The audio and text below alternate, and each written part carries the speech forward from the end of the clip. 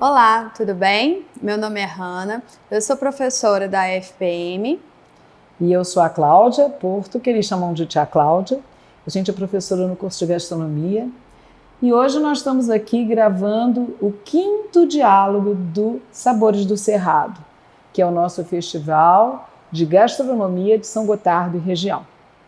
Bom, a gente hoje vai falar de incentivo para a criatividade e empreendedorismo de vocês, para que vocês tenham vontade de fazer coisas para vender e para suas famílias com insumos do Cerrado.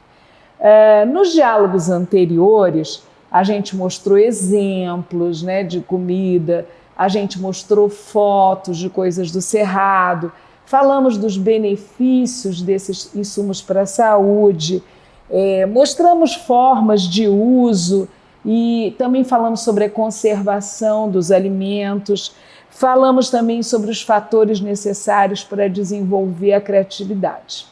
Hoje, a gente vai fazer uma coisa diferente. Como é o nosso último diálogo, a gente vai finalizar mostrando para vocês 3 exemplos de como se a gente estivesse participando de um concurso. Mostrando coisas que a gente inventou, criativas, com coisas do Cerrado, né? A gente vai se valer de técnicas antigas, mas de insumos. O que nós queremos é motivar vocês.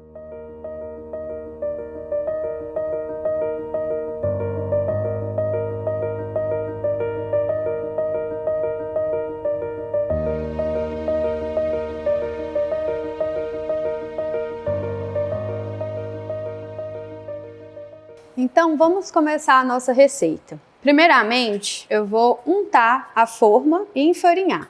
A gente pega um pouco de manteiga, espalha bem no fundo da forma e nas laterais.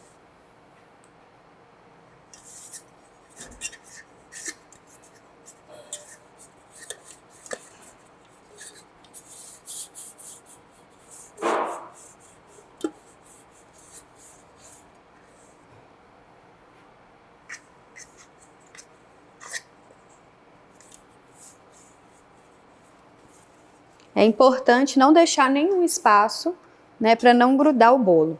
Essa forma aqui, ela é teflon, mas pode ser uma comum também. Na verdade, todo mundo unta e enfarinha forma em casa, né?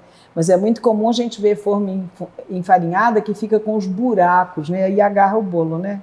Com certeza. Tem que tomar esse cuidado, né?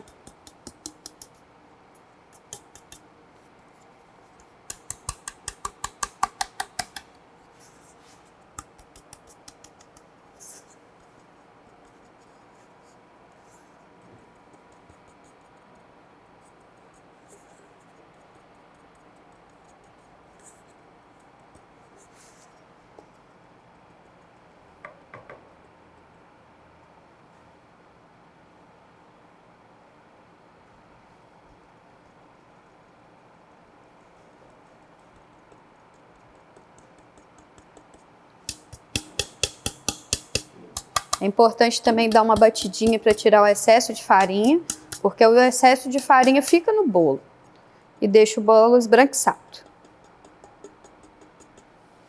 Então aqui está a nossa forma. Lavar minhas mãos.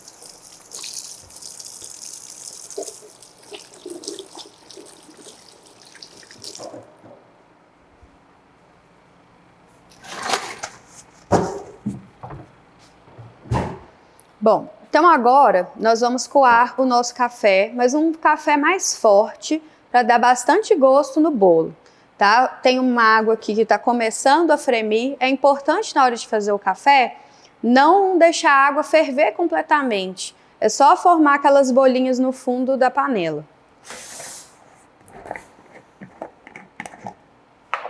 Então, como eu disse a vocês, é um café mais forte. Nós vamos colocar 3 colheres de sopa bem cheia.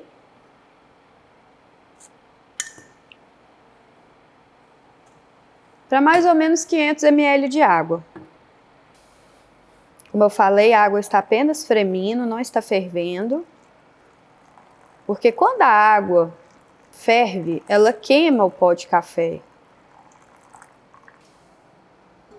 Bom, enquanto o café está terminando de passar, nós vamos aos outros passos. Vou deixar aqui no canto.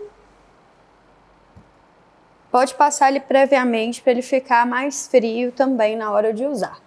Então, como equipamento a gente vai usar a batedeira, dá para fazer no liquidificador também, mas a batedeira é muito melhor, tá? Inicialmente, nós vamos colocar aqui, ó, 100 gramas de manteiga. A manteiga faz diferença para o óleo, tá? É preferível usar manteiga. Pode usar manteiga com sal, porque o sal ele ajuda, né, a realçar o sabor do bolo.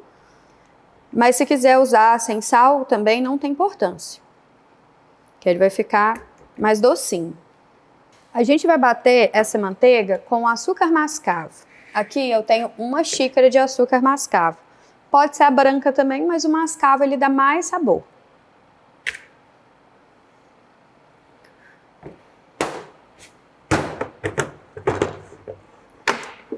A gente começa a bater os dois para deixar essa mistura bem emulsionada. A manteiga ela vai dar uma clareada e vai dar também uma subida no nível.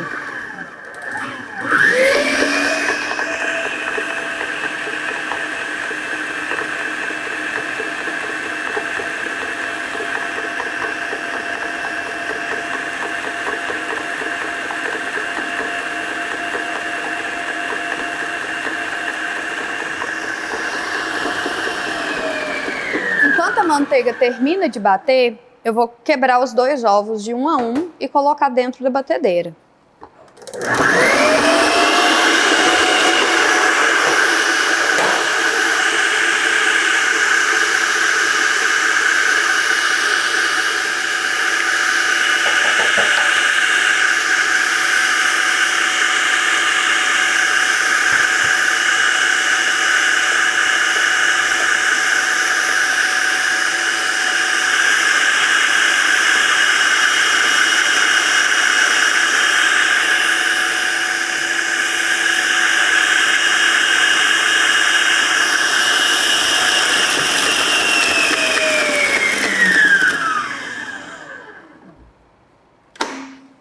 Vou mostrar para vocês como fica a nossa mistura, né? Depois que eu coloquei os ovos. Vocês viram que na lateral gruda um pouco do açúcar. Então a gente passa a espátula aqui para emulsionar bem. E após misturar bem, eu vou acrescentar 1 xícara de melado, que vai dar um super sabor no nosso bolo.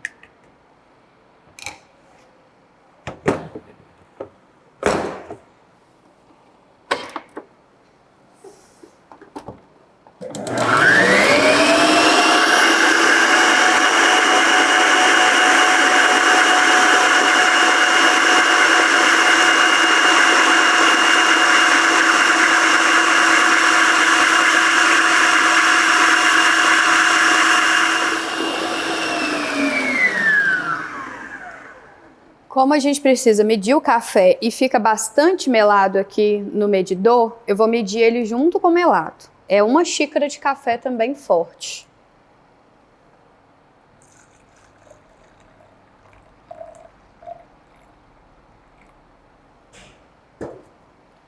E aqui também é opcional colocar especiarias no bolo, né, que dá um toque, um sabor especial. Podemos colocar também alguns pedaços de chocolate no meio do bolo, tá? Aqui eu vou usar uma pitada de cravo em pó e uma pitada de canela.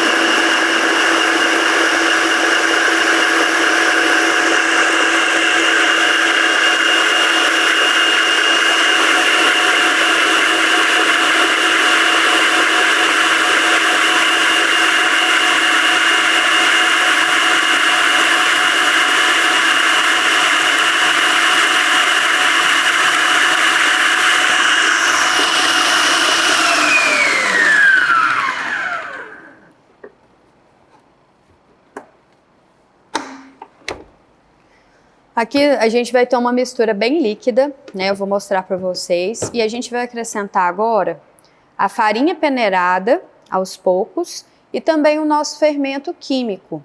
A farinha são 2 xícaras e o fermento 1 colher de sopa. Então eu vou peneirar aqui e bater na velocidade baixa. É importante não bater demais a farinha para não desenvolver glúten na massa e o bolo solar. Por que é importante peneirar a farinha, né? Porque ela forma uns grumos dentro do saco. Então, ela vem, quando ela é peneirada, ela fica bem soltinha e o bolo fica mais fofinho também. E se tiver alguma sujidade na farinha, na hora de peneirar também sai.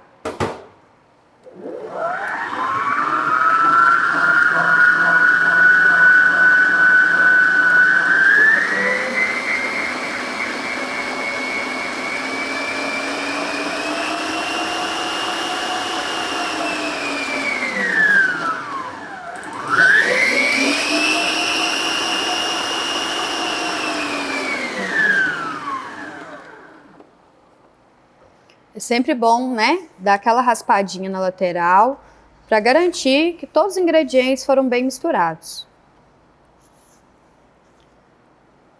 Eu vou mostrar para vocês a textura que fica ideal, porque às vezes, dependendo da marca da farinha, a gente precisa acrescentar um pouco mais.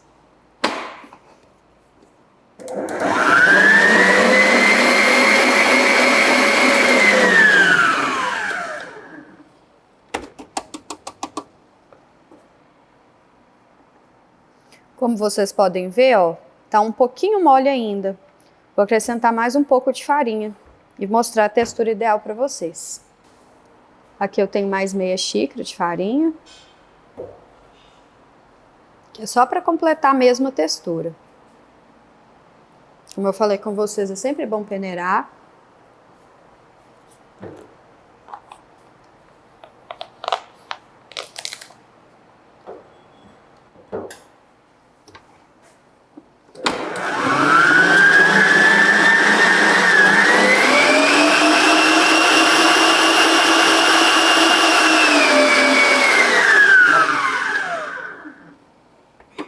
Agora sim tá numa textura mais grossinha, que é a textura de bolo mesmo ideal. Olha. Agora nós vamos colocar na nossa forma, já untada e enfarinhada, e colocar para assar.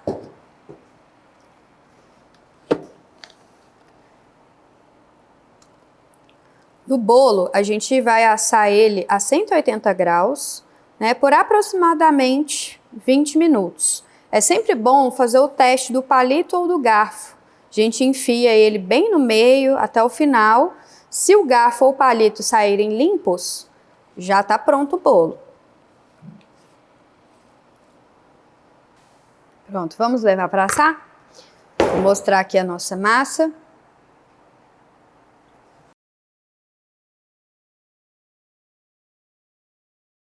Bom, e por último, nós vamos fazer a calda de café enquanto o bolo assa. Aqui a gente tem melado. Vamos medir aqui. Vou colocar meia xícara de melado. E agora nós vamos colocar a mesma quantidade de café, também limpando, né, o nosso medidor. Bom, até para aproveitar o potinho do melado, eu vou colocar um pouquinho de café aqui. E dar aquela balançada para a gente aproveitar, porque fica muito no pote. E aproveitamento na cozinha é muito importante, né? Não desperdiçar os ingredientes. Então vamos medir aqui também meia xícara.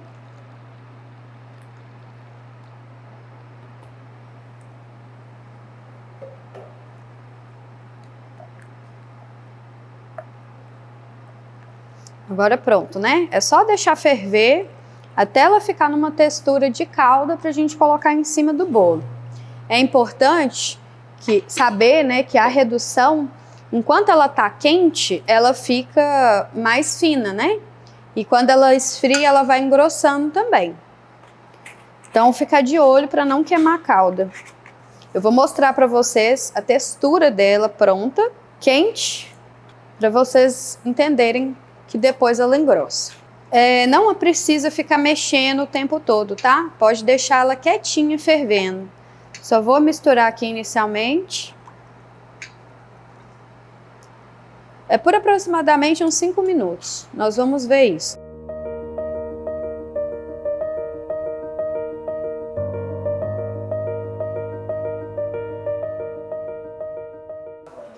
Aqui nós temos nosso bolo assado, né? E frio. Ele tá aqui morninho. É legal deixar ele morninho para a calda penetrar no bolo. Nós vamos virar aqui num prato. Olha que lindo. E tá bem fofinho, ó. O bolo na batedeira, ele tem essa tendência de ficar mais fofinho, porque a manteiga e o ovo, eles incorporam mais ar. E olha aqui como que tá a textura da nossa calda depois de frio. Viu como ela engrossa? Então eu vou virar no bolo. A gente pode deixar ele assim, né, de cabeça para baixo ou para cima. Aqui eu vou colocar ele para cima, porque eu acho que fica mais bonito. Porque em cima ele fica com esse craquelado. Eu gosto desse craquelado, mas tanto faz. Então aqui a gente vai regar com a calda. Nós não vamos usar muita calda para não ficar extremamente doce. Calda é para dar um tchan no bolo. Por isso eu fiz pouca também.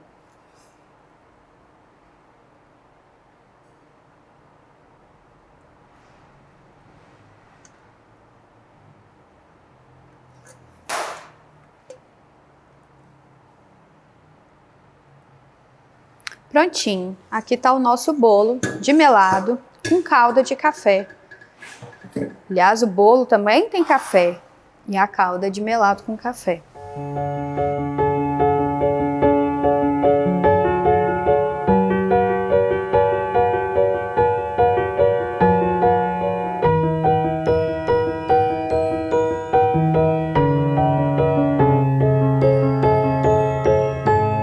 Gente, queijo.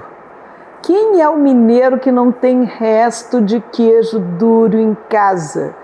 Pode ter na geladeira, pode ter no armário, na despensa, mas a gente sempre tem uns pedaços velhos de queijo. Então, na minha casa, como vocês podem ver, quase não tem resto de queijo. Olha só o tamanho da tigela que eu fiz, tá vendo? E o que eu vou ensinar vocês? A fazer um queijo bêbado. Uma coisa que em boteco faz um sucesso, em churrasco também. O que a gente fez? Nós pegamos há 2 semanas atrás e picamos os nossos restos de queijo. Prestem bem atenção. Aqui tem tudo quanto é queijo misturado. Se vocês prestarem atenção, tem tudo. E em que líquido eles estão? Metade é cachaça e metade é vinho branco. Então eu boto um copo de cachaça, um copo de vinho, um copo de cachaça, um copo de vinho. Por que não está até aqui? Porque o queijo já chupou essa cachaça e esse vinho. Até quando eu tenho que deixar eles lá? Até o queijo ficar mole, macio de novo. Ele estava duro igual uma pedra e agora ele está macio. Ele chupou todo o vinho e cachaça? Não, tem um restinho lá, tá vendo? Então, o que nós vamos fazer? Nós vamos fazer um queijo que vai virar uma pasta que vai ser adorado. Eu vou começar por uma coisa bem diferente. Eu vou começar fazendo uma torradinha, cortando um pãozinho, para depois vocês entenderem onde a gente vai servir essa pastinha. Eu vou servir ela para vocês em cima de pãozinho e em cima de rodelas de cenoura, porque afinal de contas, em São Gotardo, a gente tem uma excelente produção de lindas cenouras, né? Então, eu vou botar esses pãezinhos para fazer uma torradinha no forno, aqui, e volto e a gente vai cortar também a cenoura e tudo. Isso vai virar uma torradinha. Eu vou fazer só com um pãozinho, que é só para vocês entenderem como é que isso é feito, tá? E isso aqui levado para o forno. Aí, nós temos aquela porção de queijo lá. Eu não vou fazer com aquilo tudo, né? Porque senão vai dar uma quantidade enorme de queijo. Eu quero mostrar para vocês. O que vocês vão fazer? Vocês vão pegar esse queijo que amoleceu e não em peso, mas em quantidade, usar a mesma quantidade de um queijo fresco, mais macio. Então aqui a gente está usando, ó, um queijo que é quase um meia cura. Eu vou cortar ele no meio.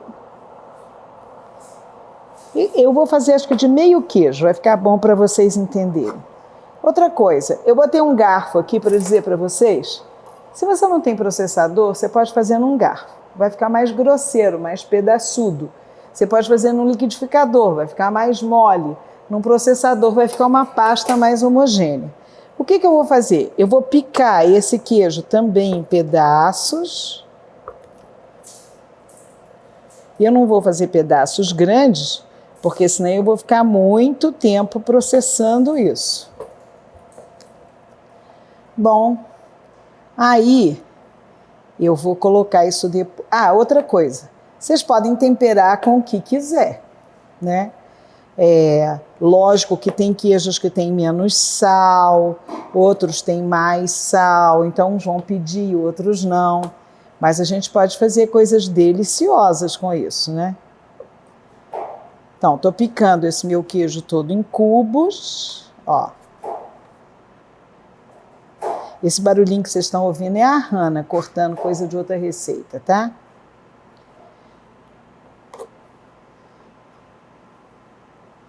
E nós vamos abrir o nosso processador. Vocês viram que eu usei meio queijo. Então eu vou pegar um processador com a lâmina de processar mesmo e vou colocar aqui, ó, meio queijo de Minas e vou olhar qual a quantidade que isso deu. É lógico, né, gente, que isso tem origem em países onde faz muito frio e que tomar cachaça vira um hábito, né, tomar vinho e cachaça. Só que no Brasil a gente tem o hábito de tomar isso também, independente ou não do frio. Eu vou dobrar essa quantidade usando esse queijo que amoleceu no vinho e na cachaça.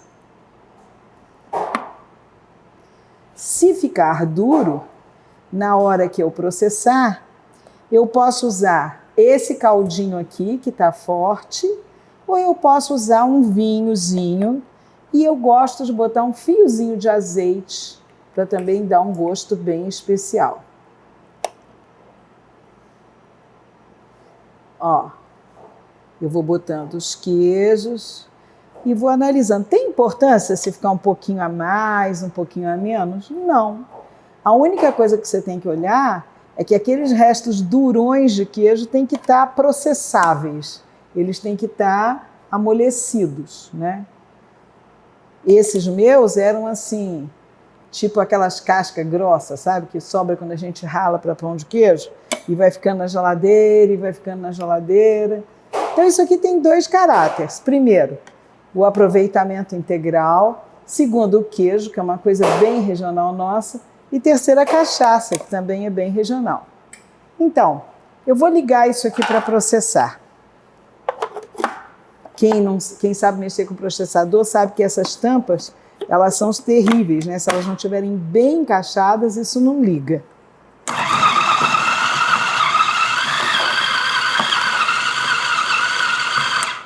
Vocês estão vendo que ele já começa a processar, mas não é um processo tão rapidinho, ó.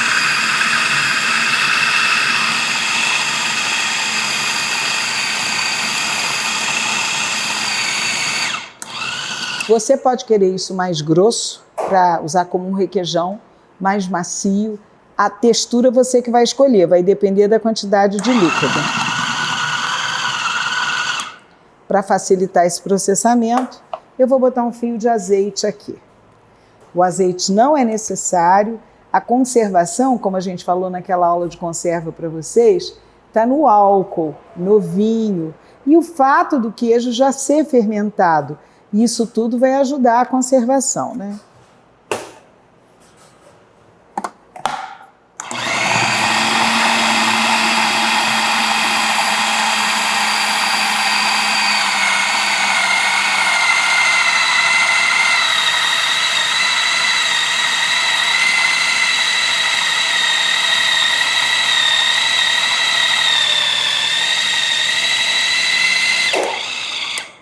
Como ele já processou um pouco, eu vou eleger o meu tempero. Mostrar para vocês a textura que tá. Ele tá esfarinhando, tá vendo? Ainda não virou uma pasta, não. O que eu vou usar aqui? Eu vou usar duas coisas que por aqui gostam muito, que é chimichurri, né? Que embora que seja um tempero do prata, né? Da Argentina e do Uruguai, aqui se gosta muito. E vou usar a pimentinha de macaco, que aqui está moída, porque pimentinha aqui todo mundo gosta muito, tá? A pimenta de macaco, ela parece muito com a pimenta do reino, a gente já mostrou ela em outras lives, mas vocês vão ver isso depois.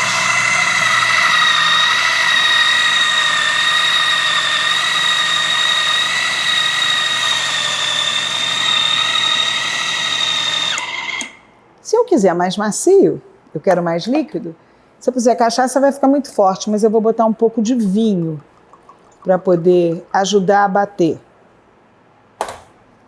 Vou botar um vinhozinho branco. Tem gente que gosta de botar água, leite. O leite estraga muito, tá? Não usem não.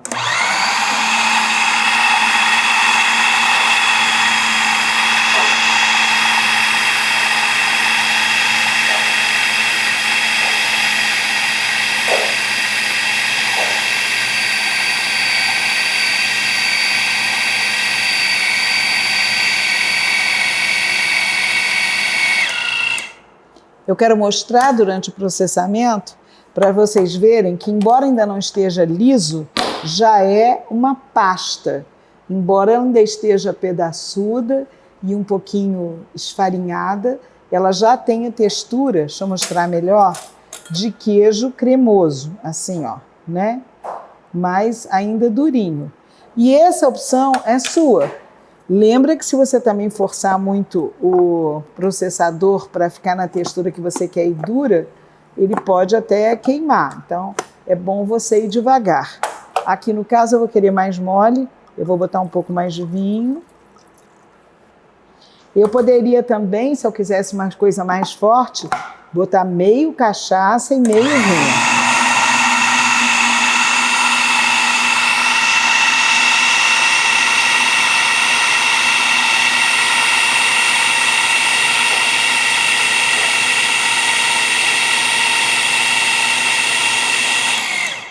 Vou mostrar a nova textura para vocês. Já mais cremosa, não branquinha, porque eu usei temperos escuros. Mas estão vendo, ó? Já mais cremoso. Tá? Ó. Bem mais cremoso. Você quer mais lisinho? Vamos fazer ficar mais lisinho para vocês verem.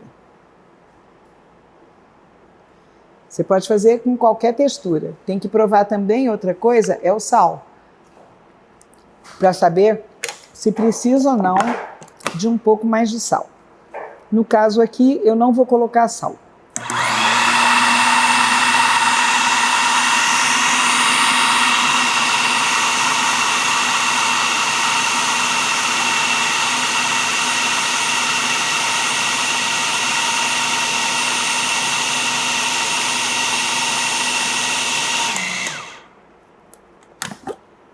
Cada vez mais liso.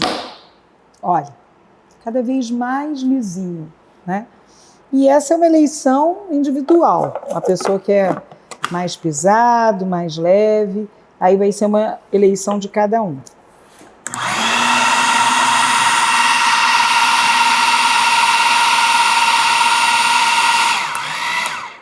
Uma coisa que ajuda o processamento também é pegar uma espátula e dar uma pequena envolvida para pegar a parte que está embaixo e jogar mais para cima.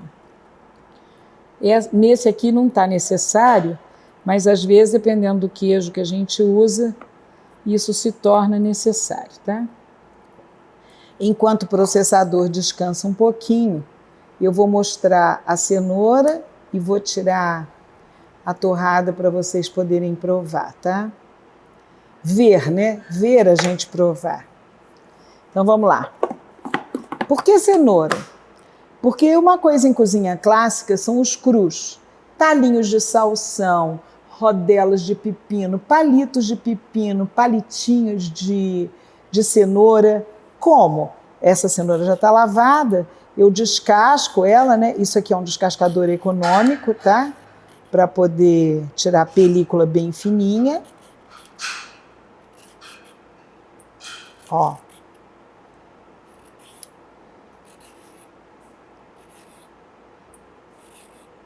Tiro as pontinhas. E vou fazer rodelas numa mandoline, que é um aparelhinho que todo mundo tem em casa, pode ser mais barato, mais caro, mas todo mundo tem. O que eu vou fazer com isso? Eu vou fazer rodelas. Eu não quero rodelas muito fininhas, não. Eu quero rodelas mais grossinhas para fazer um tira-gosto. Eu vou mostrar para vocês, em vez de fazer rodelinha, fazer um pouquinho inclinada para ela ficar na diagonal. Vou mostrar, tá?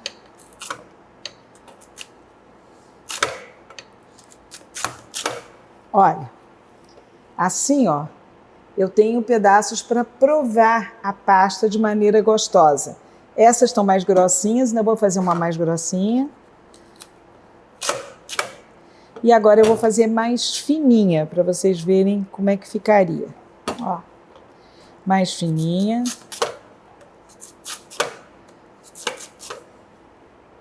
Então, aqui a gente tem, ó, a gente chama isso de apito, né? Porque é o formato de apito.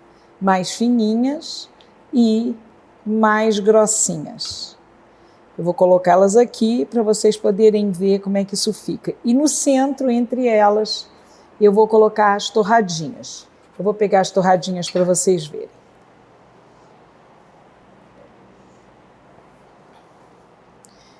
Vou colocar em torradinhas aqui. Vou virar isso aqui um pouco para vocês poderem ver melhor.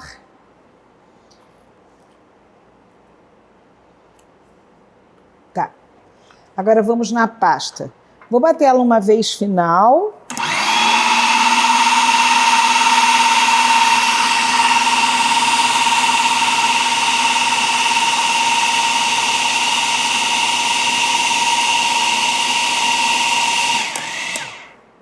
E vou colocar em cima daquelas coisas. Vou mostrar para vocês em cima dessa rodelinha de cenoura, né? Eu vou provar para vocês verem, que eu vou ficar com uma dó danada de não provar. Ó.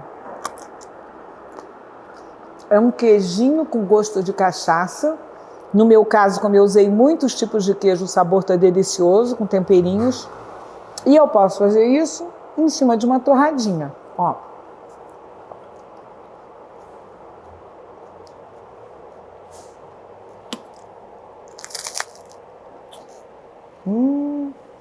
Hanna, vem provar uma cenourinha.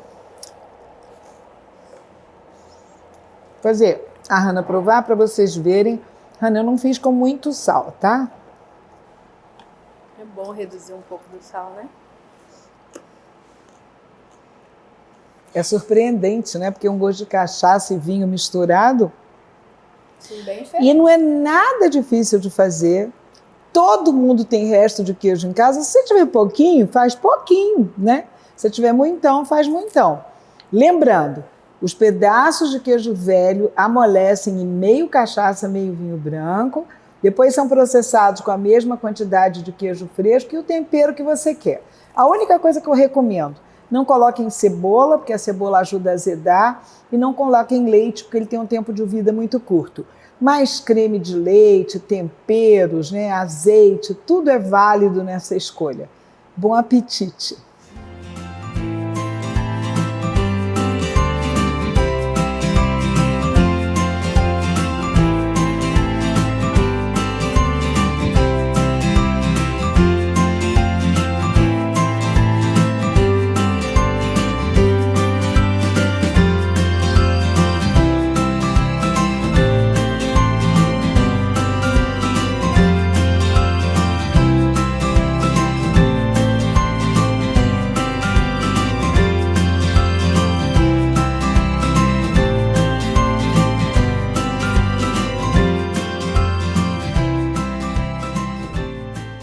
Então vamos começar a nossa caponata de jiló. Caponata é uma conserva italiana, né, que geralmente é feito com berinjelas, que são muito apreciadas na Itália. E aqui nós vamos usar o jiló. O jiló, que é um vegetal que se usa muito aqui em Minas, o mineiro adora. Antes de iniciar a nossa caponata, eu vou mostrar para vocês como que a gente faz o nosso sal, né? O sal grosso, ele é considerado muito mais saudável do que o sal refinado, porque no refinamento ele perde 88 oligoelementos que são necessários para a nossa saúde. E para que a gente não precise suplementar, a gente usa o sal grosso, né, em toda a comida. E aí aqui eu vou processar ele no liquidificador, né, para usar ele como refinado, né? Lembrando que o sal grosso ele salga mais que o sal refinado e os dois têm a mesma quantidade de sódio. Então, como eu vou usar menos sal grosso, eu consumo menos sódio também. Então vamos lá. Aqui eu tenho um liquidificador e tenho 1 kg de sal grosso. Eu não vou bater o sal inteiro, né? Vamos colocar aos poucos, para não forçar demais o liquidificador. Então eu vou dividir aqui em 3 partes.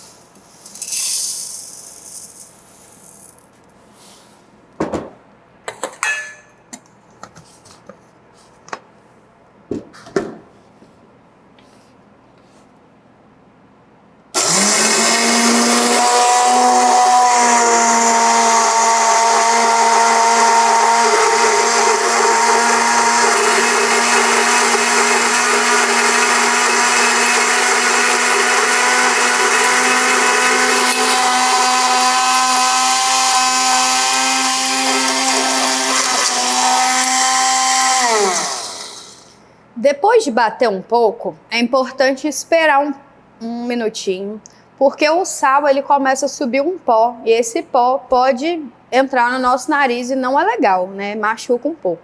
Então a gente espera um minutinho. Olha o pó saindo. Por isso é importante esperar.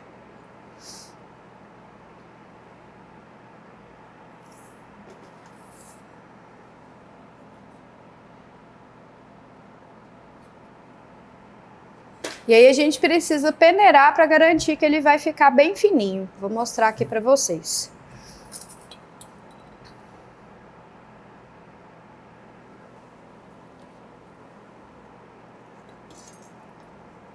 Ainda saiu um pouco de pó. Vocês podem ver que o sal não bate completamente, mas se a gente deixar muito tempo no liquidificador, ele esquenta em pedra. Então, por isso é importante bater só um pouquinho e ir batendo aos poucos.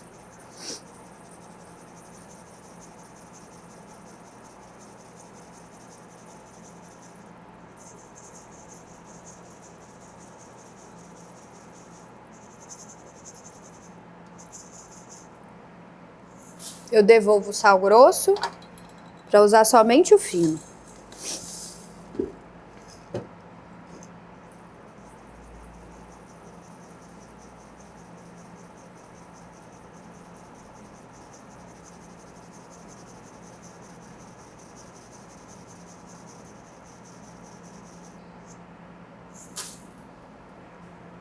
Aqui na lateral do liquidificador, ele fica bem grudado. Então a gente pega uma espátula para poder raspar esse sal.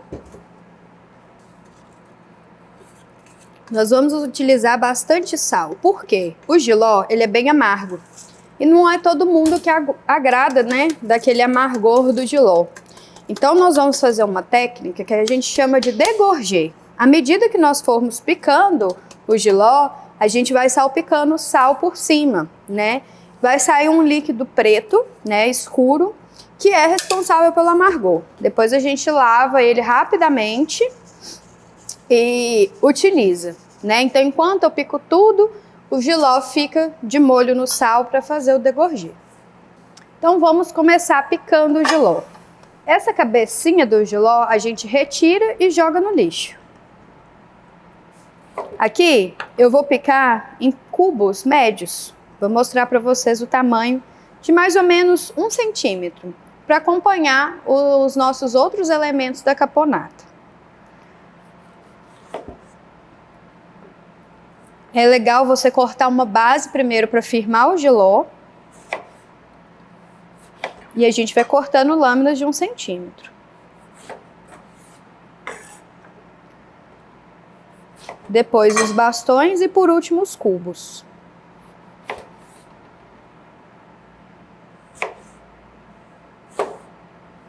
Se quiser, a gente pode utilizar também uma faca de serra para fazer esse corte, porque a pele do jiló ela é difícil de ser cortada. Vou mostrar para vocês também com a faca de serra como que fica. Então, a cada jiló que eu cortar, eu vou salpicar sal. E eu vou mostrar para vocês no final como que a água fica escura, a água que sai do próprio jiló.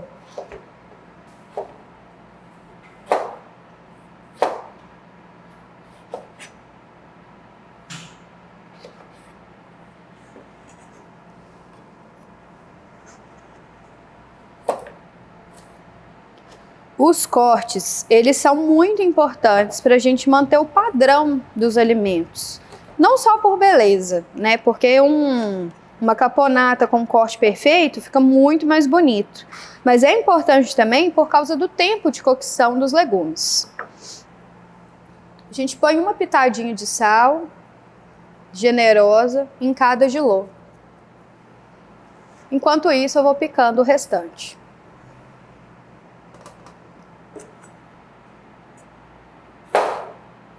Essa caponata ela é muito conhecida aqui em Minas, né, e na região do Alto Paranaíba, como antipasto de berinjela. O antipasto, né, na cozinha italiana, são petiscos que a gente come antes do prato principal.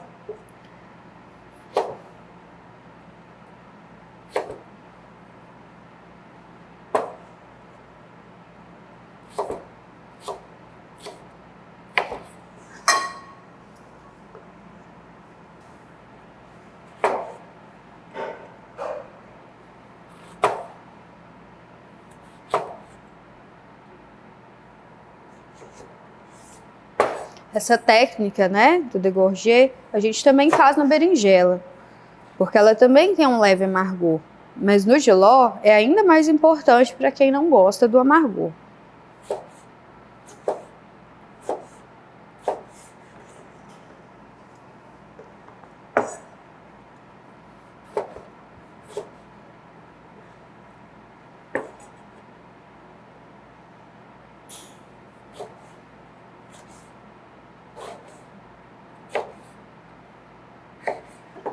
Tem muitos preparos que nós podemos fazer com jiló. Por exemplo, ele recheado, né? Ele fatiado e empanado e frito, que fica uma delícia. Há muitos preparos além do jiló refogado, que é o mais utilizado, né, na comida mineira. Dá para usar bastante criatividade.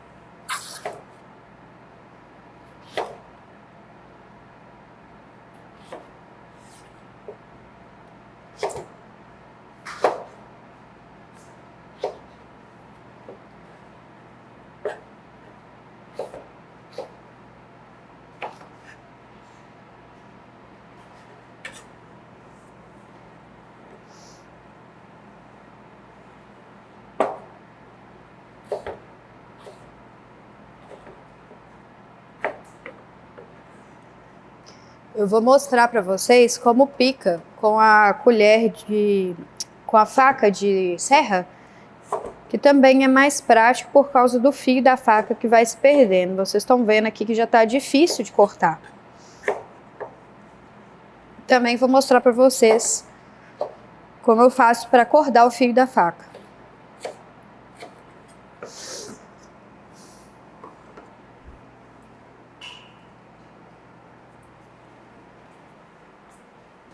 Bom, então primeiro vou mostrar, né, como acordo o fio da faca. Esse aqui é a chaira, é uma chaira diamantada, mas pode ser chaira comum. E vou passar a faca a 45 graus na chaira.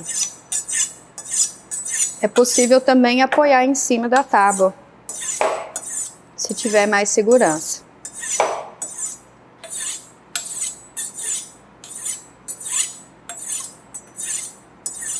Para cortar alguns legumes como cebola, tomate, né? É importante sempre ter a chaira do lado para não perder o fio. Então vou mostrar aqui agora como faz com a faca de serra.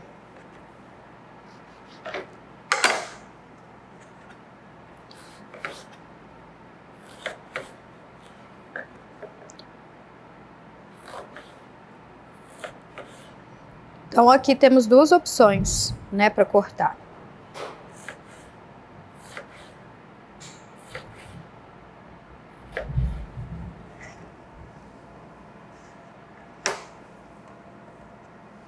O corte também sai perfeito. E aí vai da preferência de cada um.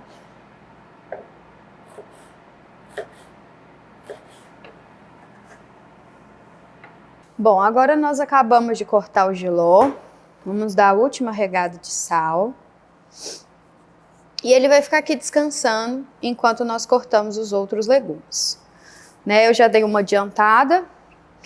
Então aqui nós vamos pegar 4 cebolas médias, aproximadamente 500 gramas de cebola, tá? Vou mostrar para vocês como que eu corto.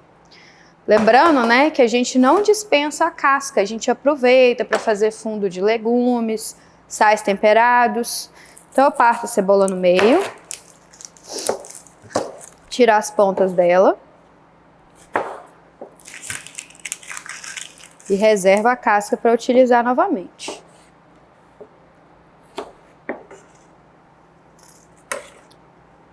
Tiramos a casca. Todos os legumes nós vamos cortar nos cubos médios, tá? A gente tenta seguir esse padrão para ficar mais bonito, né? Um padrão sempre deixa a conserva mais bonita e também para ponto de cocção ficar parecido. Bom, depois que eu tirar a casca, eu já vou fazer o corte com os cubos. É importante, né, a gente deixar aquele olhinho da cebola aqui para facilitar o corte, ele ficar todas as pétalas presas nesse olhinho. Então a gente só tira a raiz.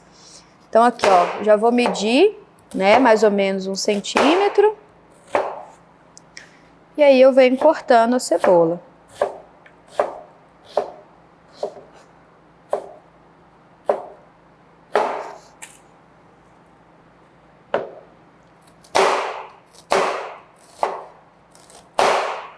Tá vendo que a faca não vai até o final?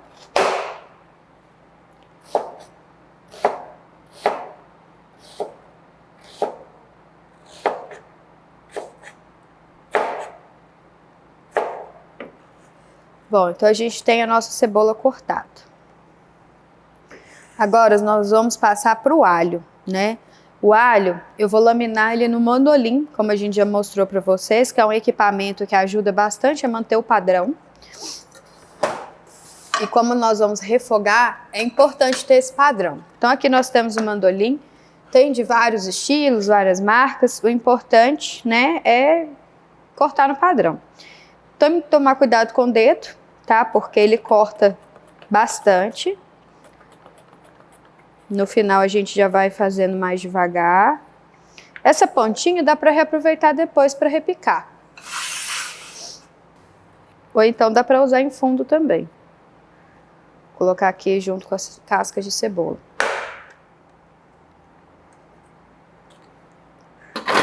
Dá para fazer na faca, se quiser, mas o mandolim, como eu falei, né, dá mais padrão. Dá para fazer repicado também, se preferir, mas eu acho que fica mais bonito os pedacinhos do alho. Então agora nós vamos para o nosso pimentão, tá? Aqui eu já cortei uma parte. Nós usamos 2 pimentões vermelhos pequenos e 2 amarelos pequenos, tá?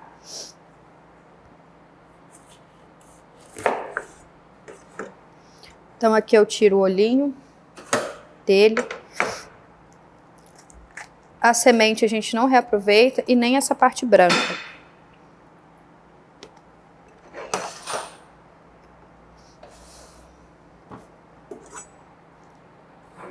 E aí eu vou cortando ele em 4 e já tirando o excesso da parte branca do pimentão. O pimentão, ele tem um pouco de indigestão, principalmente o verde. Por isso que a gente está usando só o vermelho e o amarelo. Mas é importante tirar essa parte clarinha também.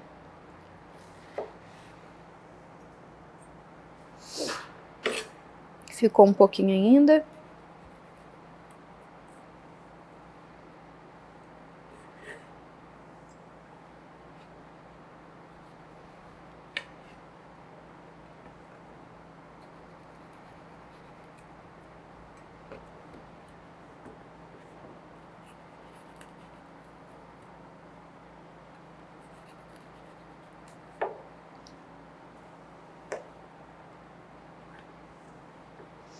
Então a gente corta em tiras primeiro e em seguida nos cubos. Também respeitando o tamanho de 1 centímetro.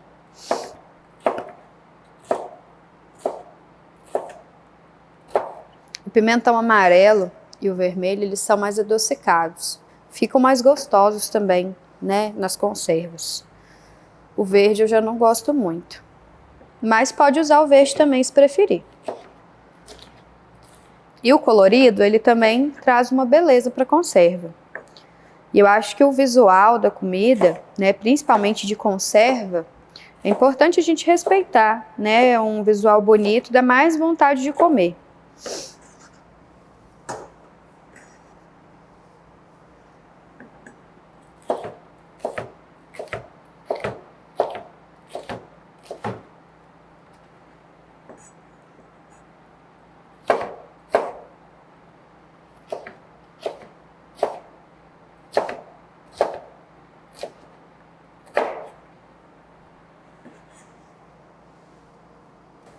Essa parte de baixo e de cima do pimentão, ela é mais regular, é mais difícil acertar o corte.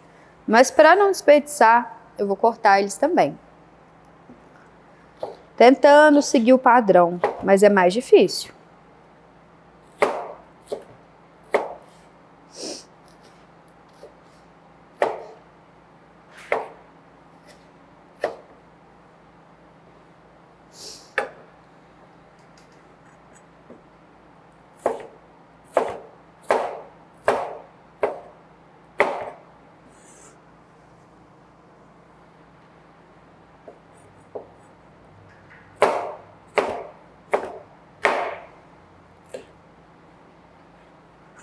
Não sai tão perfeito, mas como eu falei, para não desperdiçar.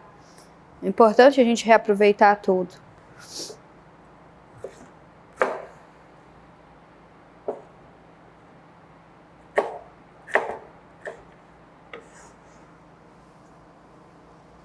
Bom, então nós acabamos com o nosso pimentão. Agora eu vou cortar as castanhas que nós vamos utilizar. Aqui nós temos 100 gramas de castanha de caju. Pode usar outras castanhas também, como baruca do cerrado, como a castanha do Pará, né? Fica a sua preferência. Eu vou quebrar ela grosseiramente, amassando com a lateral da faca.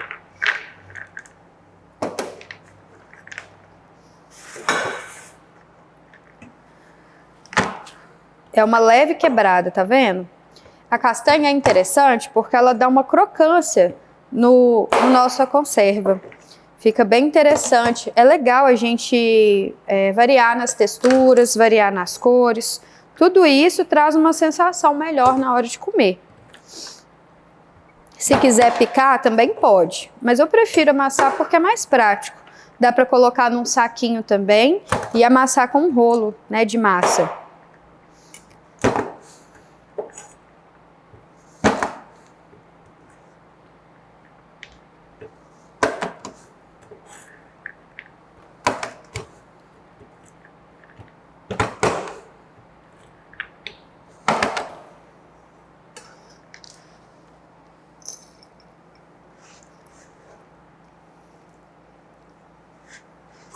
Ela muito moída não fica legal.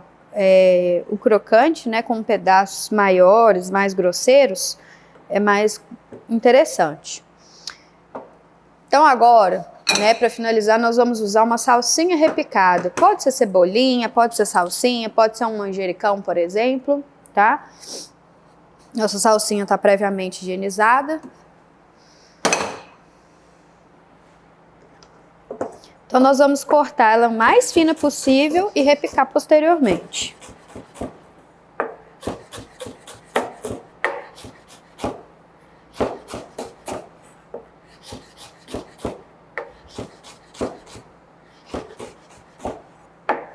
Quanto mais fina picar, menos eu tenho serviço de repicar.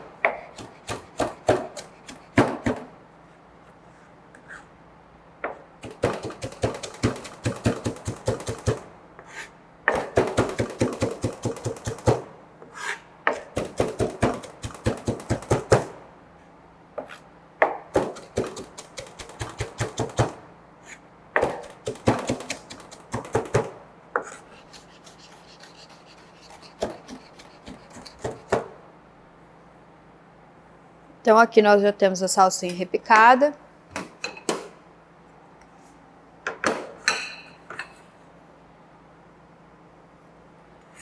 E agora o nosso mise en place está pronto. Vou repetir para vocês os ingredientes que nós vamos utilizar com as quantidades. Nós temos aqui 1 kg de jiló picado, né, e salpicado com sal por camadas. Ele está aqui fazendo degorge.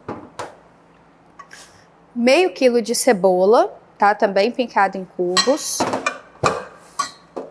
Aqui nós temos 80 gramas de alho descascado. Nós temos aqui 4 pimentões, 2 vermelhos e 2 amarelos. O amarelo estava um pouquinho maior.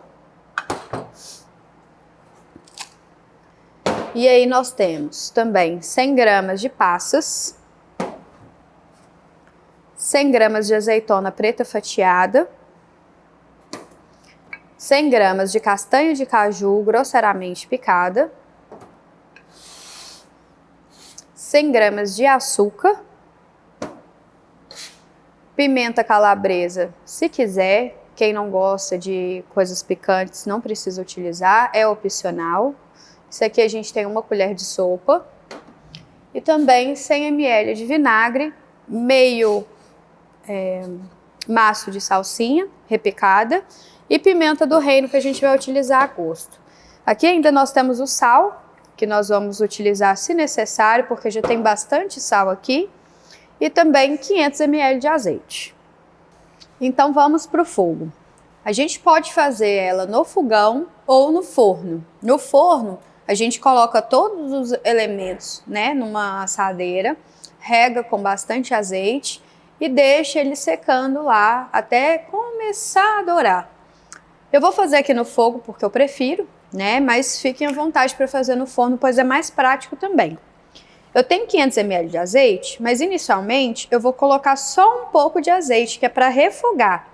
E posteriormente eu completo a nossa conserva com mais azeite. Por quê? O azeite extra virgem, ele tem mais propriedades importantes para a nossa saúde. Mas à medida que a gente coloca ele no fogo, né, ele perde essas propriedades. Então eu começo com um pouquinho no fogo para poder refogar e posteriormente eu completo com azeite para poder conservar. A conserva é importante, ela está imersa no azeite. Então a gente deixa uma outra parte para o final. Então aqui, ó, nós vamos começar com a cebola, né, porque a cebola tem mais água. Lembrando, né, que a gente deixa a panela esquentar primeiro, põe o azeite, em seguida nós começamos com os legumes. Olha o barulhinho da cebola. Por que que é importante começar com a cebola? Porque ela tem mais água. Então, quando ela fica translúcida, aí a gente acrescenta o alho. Porque se a gente coloca o alho primeiro, deixa dourar, depois coloca a cebola, o alho queima e dá aquele amargor desagradável de queimado.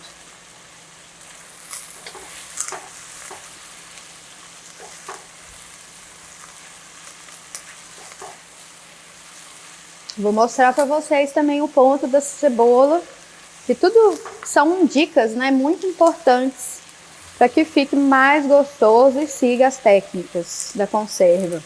Lembrando que a água da cebola também ajuda a perder a conserva, né? Quando a gente quer conservar um alimento, é importante a gente retirar a água. A água é condutor, né, de micro-organismos. Eles criam um ambiente para que os organismos proliferem com mais facilidade. Então, ao utilizar a cebola nos preparos de conserva, é interessante a gente secar essa água, tá? Então, o ponto dessa cebola vai ser quando ela estiver translúcida. A gente vai vendo também que o azeite ele volta a ficar transparente. Inicialmente, cria uma água da cebola que vai descendo, fica um azeite, né, opaco. E é quando essa água seca, o azeite volta a ficar translúcido novamente também.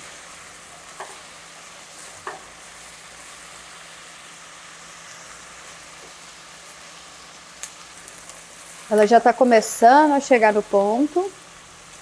Olha para vocês verem.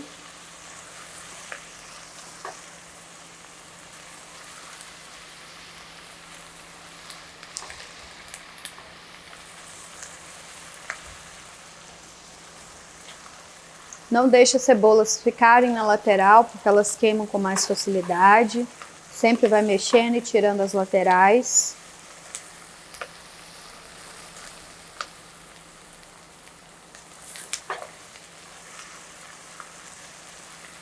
Bom, aqui nós já temos o ponto da cebola translúcida. Vamos acrescentar o alho.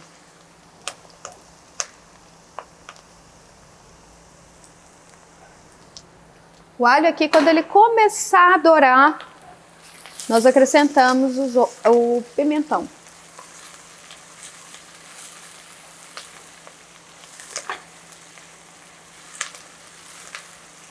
Bom, então aqui nossa cebola e o nosso alho já começaram a dourar. Vocês estão vendo aí? Então, agora a gente vai acrescentar a pimenta e o pimentão. Como eu falei, a pimenta é opcional. Aqui a gente tem 1 colher de sopa, né, da pimenta calabresa. Pode ser a pimenta fresca também. Eu aconselho a dedo de moça por ela ser mais suave. E o nosso pimentão. Pode colocar os dois juntos, tá? As duas cores.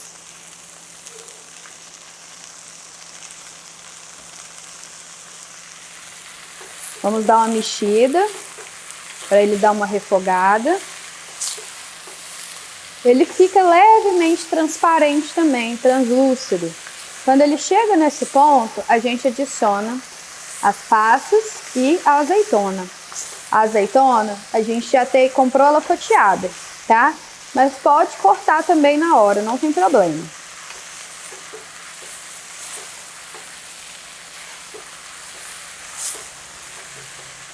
Ó, o pimentão já começou a ficar translúcido. Jogamos as passas. Aqui temos passas pretas, mas pode ser a branca também. Azeitona da mesma forma, também pode ser a verde, é que eu estou utilizando a preta.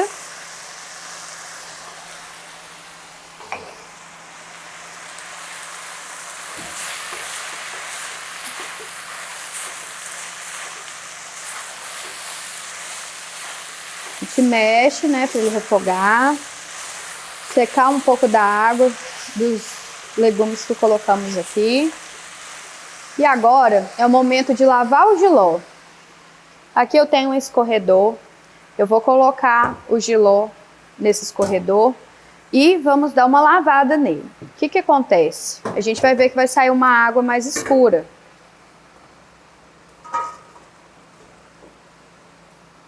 Não sei se dá pra ver. Aqui, ó, uma aguinha escura que fica no jiló.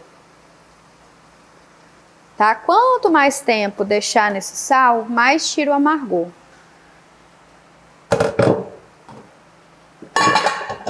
A lavada é uma lavada rápida, só para tirar o excesso de sal. Vou mostrar para vocês a água que caiu.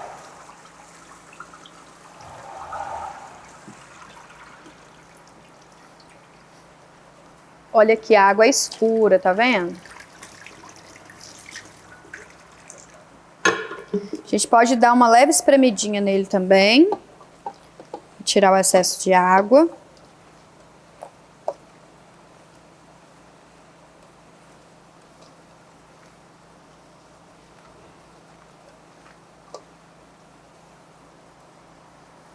E aqui nós temos o jiló já lavado. Então, mais uma mexida. E nós adicionamos o jiló.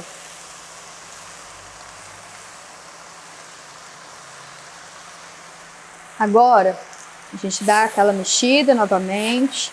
E a gente vai adicionar o vinagre e o açúcar. O vinagre que a gente está usando aqui é o de maçã, né? Ele é um vinagre considerado mais saudável, né? É muito bom o consumo do vinagre de maçã. Mas pode ser qualquer vinagre que ajuda a dar o sabor, né? Que uma coisa gostosa, ela tem que ter todos os gostos. Então a gente tem aqui o sal, o açúcar, a acidez, o amargor e o umami, que é o quinto gosto.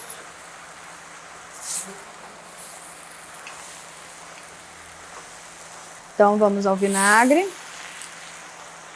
e o açúcar. Mexendo para diluir bem. Olha como que já tá ficando bonita, bem colorida.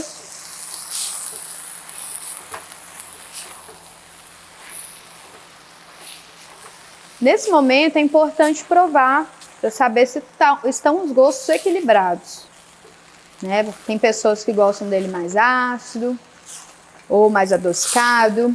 Aqui a gente já tem a passas que ajuda do adocicado e o açúcar.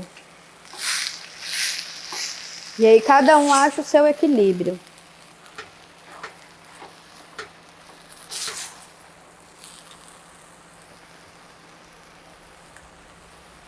Quando for experimentar, pega um pouquinho de cada coisa.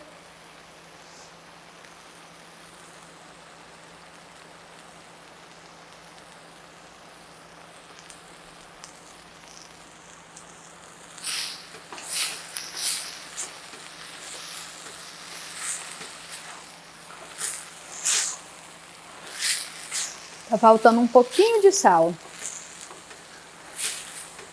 Por isso que é bom provar. Então eu vou acrescentar um pouco mais de sal, a castanha, a salsinha e depois finalizar com o restante do azeite. Sal. Ah, e a pimenta do reino, né? Que ajuda a realçar bem o sabor.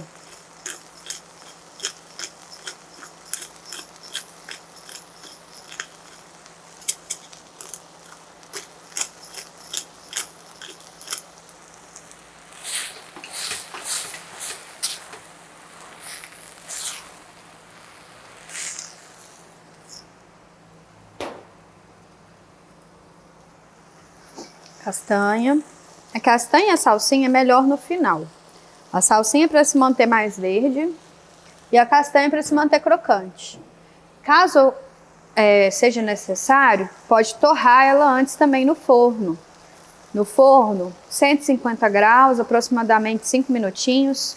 Ajuda a deixá-la mais crocante e também realçar o sabor dela.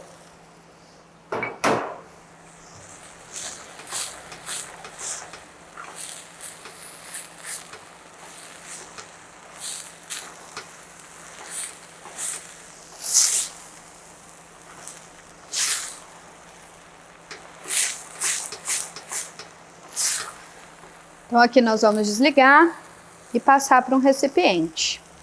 Pode guardar ele no vidro, né? Como é uma conserva, ele dura bastante na geladeira, mas é importante regar com bastante azeite para poder conservar ainda mais.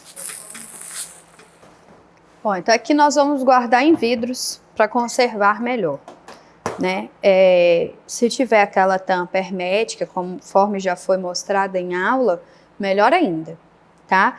Mas aqui vai ser um consumo rápido, né? Dá para consumir com torradas, né? Pães fatiados frescos, dá para fazer brusqueta com a caponata, dá para fazer bastante coisa legal.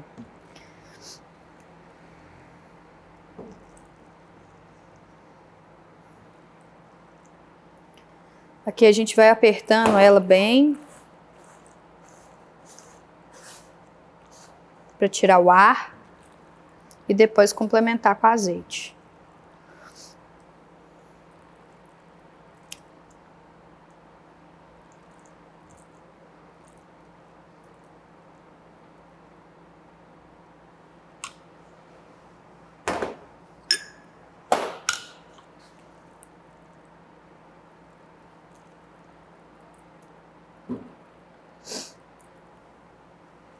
Ela fica bem colorida. Como ela é uma conserva, é interessante deixá-la pelo menos uma semana na geladeira para poder curtir o sabor, né? Os sabores eles vão se misturando, se complementando, fica ainda mais gostoso. Mas já dá para comer na hora também. Ela é consumida geralmente fria.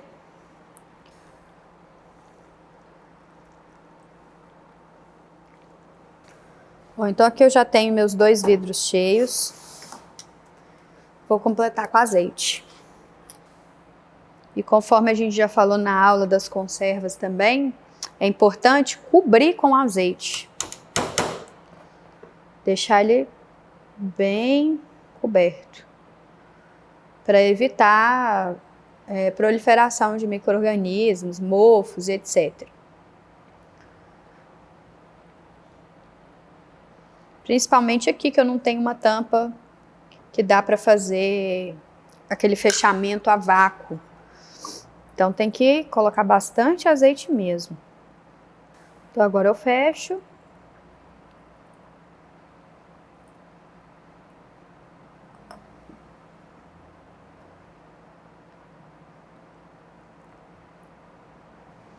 E aqui nós temos pronta a nossa caponata de jiló. Para encerrar Sabores do Cerrado, o Festival de Gastronomia de São Gotardo e região, então hoje vamos propor aqui um concurso. E desse concurso eu vou falar com vocês sobre o regulamento. Para que ele fique bastante claro, vocês vão seguir isso na planilha onde estão escritos os itens detalhados do regulamento de participação. O Festival Sabores do Cerrado, Festival Gastronômico de São Gotardo e região, edição de 2023, contará com uma programação com um concurso, que vai se chamar Concurso Sabores do Cerrado. Neste concurso, esperamos que vocês usem todos os itens de criatividade, utilização dos itens do Cerrado, que a gente tentou para repassar nessas lives. Primeiro, nós vamos falar sobre as categorias, O concurso vai acontecer em 6 categorias. Vocês podem escolher como participar. Com bolos e broas. Número 2, com biscoitos doces e salgados. Número 3, com tiragostos, salgados e petiscos. Número 4, com pratos salgados e caldos. Número 5, com sobremesas doces e compotas. E número 6, molhos, caldas e conservas. Reparem que vocês não precisam participar só de uma categoria, né? Da inscrição. As inscrições estarão abertas unicamente por meio de preenchimento de um formulário de inscrição que vocês podem solicitar e do envio da documentação completa por e-mail, conforme está aqui no slide detalhado. Cada participante deverá assinar e anexar a autorização de utilização e publicação da sua receita no fórum do e-book do festival. As inscrições incompletas ou realizadas após esse prazo não serão consideradas. Só poderão participar do concurso pessoas físicas devidamente identificadas, sendo vetada a participação de pessoas jurídicas, ONGs e associações.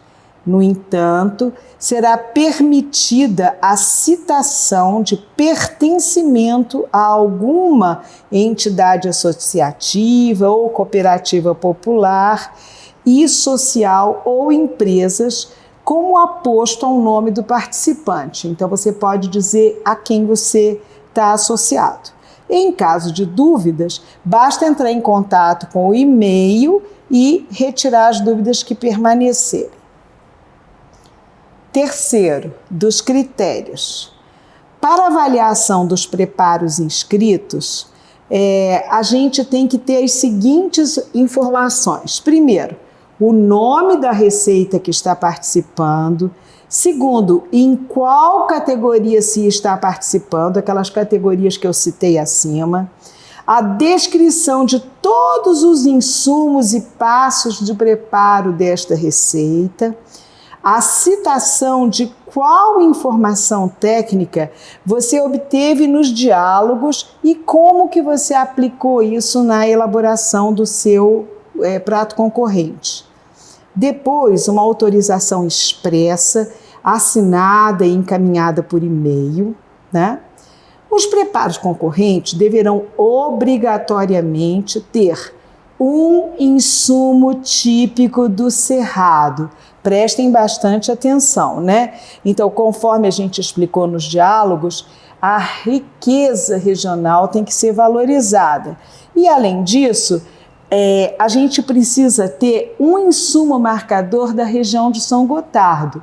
Então, vocês podem usar uma cenoura e um ingrediente local, mas pode ter um ingrediente marcante de São Gotardo e o ingrediente do Cerrado. Nos diálogos a gente falou bastante sobre isso.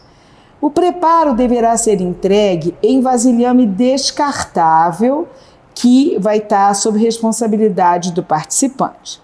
Não serão devolvidas vasilhas em nenhuma hipótese, então não traga em vasilhas caras ou tupperware que você quer devolução. Contendo uma porção que possibilite a degustação por 10 jurados. Gente, não são 10 pratos. Se for um doce de figo, são 10 figuinhos. Ou são 10 colheradas de alguma coisa. É uma porção pequena. A lista do corpo de jurados vai ser divulgada quando nós fizermos uma live de julgamento para vocês, visando a não ter interferência pessoal nas suas notas e julgamentos. Ou seja, vocês vão saber quem foram os jurados na hora da apuração. Os horários de entrega dos preparos serão rigidamente respeitados e, caso sejam entregues com atraso, não serão considerados como participantes. 4. Da data e local da entrega dos preparos. Os preparos serão entregues conforme a data aqui abaixo assinalada e o horário e endereço também aqui assinalado para que vocês não tenham dúvidas, está por escrito, né? E no ato de entrega vai ser feito um recibo em 2 vias, dizendo que você entregou e em que horário. Em hipótese alguma será recebido um preparo que não esteja anteriormente escrito. Você precisa estar inscrito. É de responsabilidade do participante a entrega do prato, sendo sua conservação de responsabilidade de nossa organização do evento. 5. Do julgamento e das premiações. As receitas inscritas serão apresentadas aos jurados e julgadas levando em consideração os seguintes critérios. Vocês precisam saber como estão sendo avaliados. 1. Identidade gastronômica com a região. Nós queríamos que haja pertencimento. 2. Utilização dos insumos propostos, um do Cerrado e um regional. 3. Técnicas utilizadas no preparo e harmonização entre os ingredientes e suas texturas. 4. Criatividade apresentada no preparo. A gente quer coisas diferentes, né, Hannah? Sim. O julgamento será transmitido no canal do YouTube ao vivo, no horário que está aqui abaixo, sendo permitida a assistência de todos os participantes e da comunidade para garantir a transparência do processo. Todos os preparos serão entregues aos jurados sem identificação. Nenhum jurado vai saber de quem está julgando, sendo-lhes informado apenas o nome do preparo, quais os insumos obrigatórios que foram utilizados. As fichas do julgamento que serão preenchidas conterão os critérios a serem avaliados e para cada critério será atribuída uma pontuação de 20 pontos. Como são 5 critérios, isso vai totalizar uma nota de 100 pontos. Após a degustação do prato, será aberta a palavra aos jurados para fazerem as suas observações e apontamentos. Vão ser recolhidas as fichas de julgamento e depois, posteriormente, vai ser feita a soma e a apuração. A somatória das notas será filmada e, após divulgação do resultado, disponibilizada nas mídias sociais como comprovação da transparência do concurso. Caso haja empate no somatório total dos preparos, o critério desempate será a maior nota no critério de julgamento 4, que é a criatividade apresentada no preparo. Este é o critério mais importante. As notas e observações e avaliações serão divulgadas na live de premiação no YouTube, bem como o resultado final e as premiações de todas as categorias. Serão premiados os 3 primeiros lugares de cada categoria, além de publicadas as receitas e fotos no local de destaque para fazer um e-book. Então, primeiro, segundo e terceiro lugar receberão troféu e medalha, assinalando se são primeiro, segundo ou terceiro lugar. Muito obrigada pela participação de todos vocês nesses diálogos, que eu espero que tenha sido muito enriquecedor. E nos vemos na final. Vamos nos ver na avaliação dos pratos, né? E espero que todos vocês concorram e fiquem muito satisfeitos, tanto com o que aprenderam aqui e inovaram, como com os resultados finais. Um grande abraço a todos. Tchau, tchau!